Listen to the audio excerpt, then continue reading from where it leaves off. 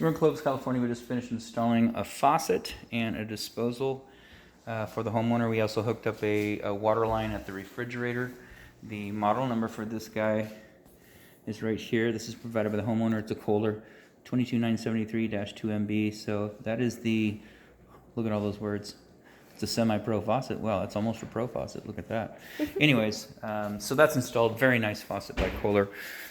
There wasn't enough length on the integrated supply lines, and so we just took a couple of jumpers from there, little 12-inch Pro Flows, or not Pro Flow, but Fluid Masters, and tied it in. This is all your plumbing down here. That braided line comes from the dishwasher, and then of course this T that's sitting right in there, was already included, and then also this supply line up on top. So we just tied that back in, but over here, that's your new line coming from the faucet and our new jumper over to the shutoff valve. Hot and cold's backwards, which is fine. You just flip it over and everything works the way it's supposed to. Everything's back on down here. Brand new air gap installed, and they're gonna get a different cover to match their faucet right there. But so you've got the hose looks clear from the dishwasher. It doesn't look like there's any debris in there, so that should drain good.